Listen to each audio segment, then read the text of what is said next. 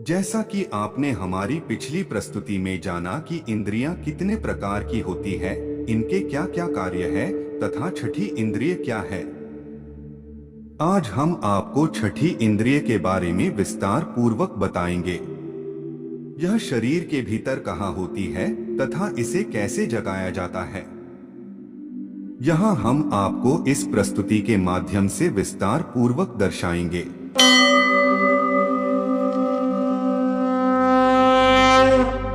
मस्तिष्क के भीतर कपाल के नीचे एक छिद्र है, उसे ब्रह्मरंध्र कहते हैं। वहीं से सुषुम्ना रीढ़ से होती हुई मूलाधार तक गई है। सुषमा नाड़ी जुड़ी है। सहस्रार से इड़ा नाड़ी शरीर के बाईं तरफ स्थित है तथा पिंगला नाड़ी दाईं तरफ अर्थात इड़ा नाड़ी में चंद्र स्वर और पिंगला नाड़ी में सूर्य स्वर स्थित रहता है। सुषुम्ना मध्य में स्थित है, अतः जब हमारे दोनों स्वर चलते हैं तो माना जाता है कि सुषुम्ना नाड़ी सक्रिय है। इस सक्रियता से ही छठी इंद्री जागृत होती है। हीरा सिंगला और सुनमा के अलावा पूरे शरीर में हजारों नाड़ियां होती हैं।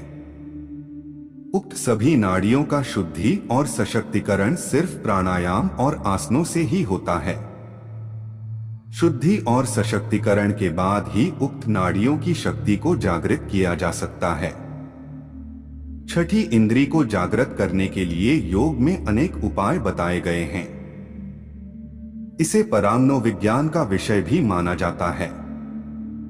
असल में यह संवेदी बोध का मामला है।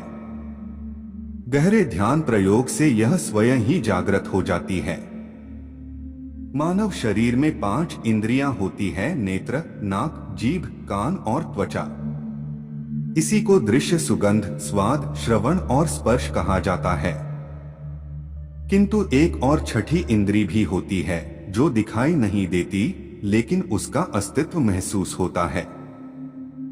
वह मन का केंद्र बिंदु भी हो सकता है। उपन्यासकारों ने इस पर उपन्यास भी लिखे हैं। प्राचीन काल या मध्यकाल में छठी इंद्री ज्ञान प्राप्त कई लोग हुआ करते थे, लेकिन आज कहीं भी दिखाई नहीं देते, तो उसके भी कई कारण हैं। हिप्नोटिज्म जैसी अनेक विद्याएं इस छठी इंद्री के जागृत होने का ही चमत्कार होता है। हम आपको बताना चाहते हैं कि छठी इंद्री क्या होती है और योग द्वारा इसकी शक्ति कैसे प्राप्त की जा सकती है, और यह भी कि जीवन में हम इसका उपयोग किस तरह कर सकते हैं। छठी इंद्री के जागृत होने से व्यक्ति में भविष्य में झांकने की क्षमता का विकास होता है। अतीत में जाकर घटना की सच्चाई का पता लगाया जा सकता है। मीलों दूर बैठे व्यक्ति की बातें सुन सकते हैं। किसके मन में क्या विचार चल रहा है, इसका शब्दश पता लग जाता है। एक ही जगह बैठे हुए संसार की किसी भी जगह की जानकारी पल में ही प्राप्त की जा सकती है। छठी इंद्री प्राप्त व्यक्ति से कुछ भी छिपा नहीं रह सकता और इसकी क्षमताओं के विकास की संभावनाएं अनंत है। इंद्री सभी में सुप्तावस्था में होती है। घड़ी कुटी के मध्य निरंतर और नियमित ध्यान करते रहने से आज्ञाचक्र जागृत होने लगता है, जो हमारी छठी इंद्री को बढ़ाता है। योग में त्राटक और ध्यान की कई विधियां बताई गई है।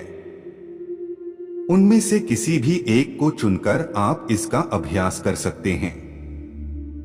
अभ्यास के लिए सर्वप्रथम जरूरी है साफ और स्वच्छ वातावरण। शहर का वातावरण लाभदायक नहीं है, क्योंकि इसमें शोर, धूल, धुएं के अलावा जहरीले पदार्थ व प्रदूषित हवा आपके शरीर और मन को हानि पहुंचाती हैं। वैज्ञानिक कहते हैं कि दिमाग का सिर्फ 15 से 20% हिस्सा ही काम करता है। हम ऐसे पोषक तत्व ग्रहण नहीं करते जो मस्तिष्क को लाभ पहुंचा सके, तब प्राणायाम ही एकमात्र उपाय बच जाता है। इसके लिए सर्वप्रथम समस्त वायुकोशों को जागृत करना चाहिए। फेफड़ों और हृदय के करोड़ों वायुकोशों तक श्वास द्वारा हवा नहीं पहुंच पाने के कारण वे निढाल से ही पड़े रहते हैं। उनका कोई उपयोग नहीं हो पाता। अब हम आपको बताएंगे कि मौन ध्यान व छठी इंद्री को जागृत कैसे किया जाता है। घरे कुटी पर ध्यान लगाकर निरंतर मध्य स्थित अंधेरे को देखते रहे और यह भी जानते रहें कि श्वास अंदर और बाहर हो रही है।